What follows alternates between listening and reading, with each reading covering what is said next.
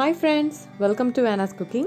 இன்னைக்கு நம்ம Anna's Cookingல பிச்சு போட்ட கோழி வறுவல் எப்படி செய்யறது அப்படின்னு வந்து பார்க்க போறோம்.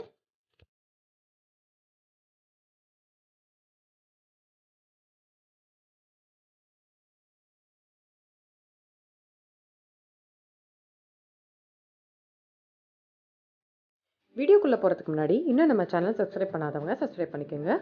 நோட்டிஃபிகேஷனுக்காக பக்கத்துல இருக்க அந்த பெல் ஐக்கனை பிரஸ் பண்ணிக்கோங்க. ஃபர்ஸ்ட் இந்த பிச்சு போட்ட கோழி வறுவலுக்கு தேவையான பொருட்கள் என்னென்ன அப்படிங்கறத பார்த்துருவோம் வாங்க.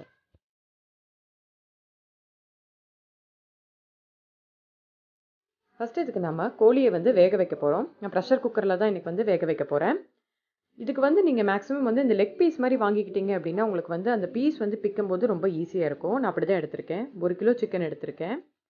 இதில் ஒரு சின்ன பீஸ் பட்டை, 3 லவங்கம், ஒரு டீஸ்பூன் அல்லது அரை டீஸ்பூன் அளவுக்கு மிளகு சேர்த்துக்கோங்க. ஒரு 1/4 டீஸ்பூன் மஞ்சள் தூள் சேர்த்துக்கலாம். அப்புறமா தேவையான அளவுக்கு உப்பு சேர்த்துருக்கேன்.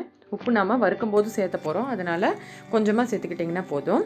இப்போ சிக்கன் வேக வைக்கிறதுக்கு தேவையான அளவுக்கு தண்ணி சேர்த்துக்கலாம்.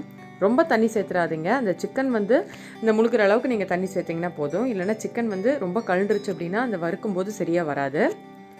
இப்போ குக்கரை மூடி வச்சுட்டு ஹை ஃப்ளேமில் 2 விசில் விடலாம்.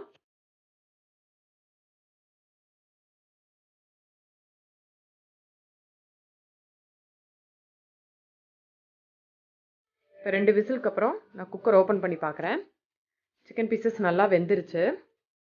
இந்த தண்ணியை வடிகட்டி எடுத்து வச்சிடலாம். அதை வந்து வேஸ்ட் பண்ணிடாதீங்க. நம்ம வந்து அந்த கோழி வறுக்கும் போது வந்து பார்த்திங்கன்னா இந்த சூப் தண்ணி வந்து நம்ம வந்து ஆட் பண்ணோன்னா அந்த டேஸ்ட் வந்து ரொம்ப நல்லாயிருக்கும். அதனால் அதை தனியாக வடிகட்டி எடுத்து வச்சுருக்கேன்.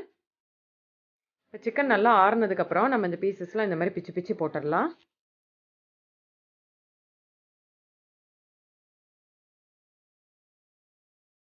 இப்போ சிக்கன் பீசஸ் எல்லாம் இந்த மாதிரி நம்ம பிச்சு போட்டு ரெடியாக எடுத்து வச்சாச்சு.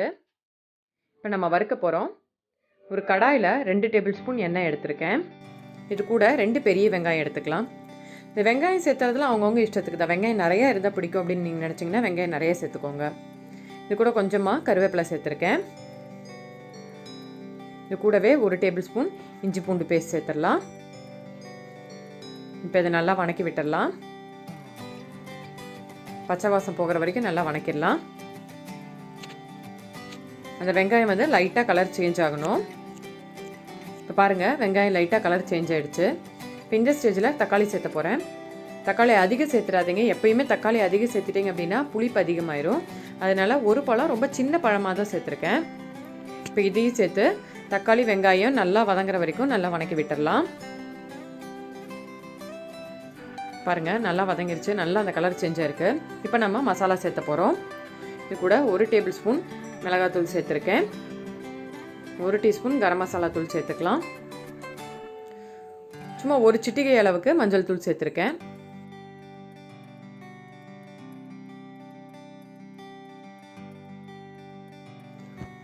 எல்லாம் நல்லா ஒன்றா கலந்ததுக்கப்புறம் இதில் நம்ம ஆல்ரெடி சொன்ன பார்த்தீங்களா அந்த சூப் வாட்டர் நம்ம வடிகட்டி எடுத்து வச்சுருந்தோம் பார்த்தீங்களா, அது வந்து கொஞ்சமாக சேர்த்துக்க போகிறேன். நிறைய சேர்த்துறாதீங்க.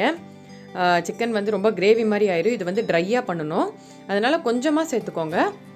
கொஞ்சமாக சேர்த்துட்டு இது எல்லாத்தையும் நல்லா ஒன்றா கலந்ததுக்கப்புறம் நம்ம ஆல்ரெடி பிச்சு போட்டு எடுத்து வச்சுருந்த அந்த சிக்கன் பீசஸை நம்ம இதில் சேர்த்துடலாம்.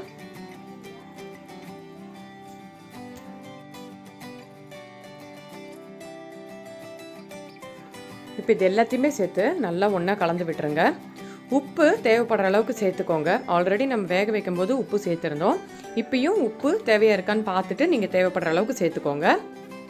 இது எல்லாத்தையும் ஒன்றா கலந்து விட்டுட்டு நம்ம வந்து டீப் ஃப்ரை பண்ண போகிறோம். உங்களுக்கு எந்த அளவுக்கு சிக்கன் வந்து ஃப்ரை ஆகணுமோ அந்த அளவுக்கு நீங்கள் ஃப்ரை பண்ணி நீங்கள் நிறுத்திக்கலாம். மேக்ஸிமம் ஒரு 10 நிமிஷம் மீடியம் ஃப்ளேமில் வச்சு ஃப்ரை பண்ணிங்கனாலே நல்லா ஃப்ரை ஆகிடும். இப்போ பாருங்கள், சிக்கன் பீசஸ் நல்லா ஃப்ரை ஆகிடுச்சு. இதுக்கு மேலேயும் ஃப்ரை பண்ணணுன்னா கூட நீங்கள் ஃப்ரை பண்ணிக்கலாம். இப்போ இது மேலே கொஞ்சமாக கருவேப்பிலை சேர்த்துருக்கேன். அப்புறம் கொஞ்சமாக மிளகுத்தூள் தூவிருக்கேன். மிளகுத்தூள் உங்களுக்கு தேவையான அளவுக்கு நீங்கள் சேர்த்துக்கோங்க. அவ்வளோதாங்க, சூப்பரான பிச்சு போட்ட கோழி வறுவல் ரொம்ப ரொம்ப சிம்பிளாக நம்ம வந்து வீட்டில் ரெடி பண்ணிட்டோம். ஸோ டேஸ்ட்டும் வந்து பார்த்திங்கன்னா ரொம்ப சூப்பராக இருந்தது. ரொம்ப ரொம்ப சிம்பிளான ரொம்ப ஈஸியான ரெசிபி. உங்கள் வீட்டில் ட்ரை பண்ணி பாருங்கள். உங்கள் வீட்லேயும் எல்லாருக்குமே ரொம்ப பிடிக்கும். குழந்தைங்கள்லேருந்து பெரியவங்க வரைக்கும் எல்லாருமே ரொம்ப விரும்பி சாப்பிடுவாங்க. ட்ரை பண்ணி பார்த்துட்டு உங்கள் ஃபீட்பேக் என்ன அப்படிங்கிறத கீழே கமெண்ட் பாக்ஸில் சொல்லுங்கள். இந்த வீடியோ உங்களுக்கு பிடிச்சிருந்துச்சுன்னா லைக் பண்ணுங்கள், ஷேர் பண்ணுங்கள். மறக்காமல் நம்ம சேனலுக்கு சப்ஸ்கிரைப் பண்ணுங்கள். தேங்க்ஸ் ஃபார் வாட்சிங்.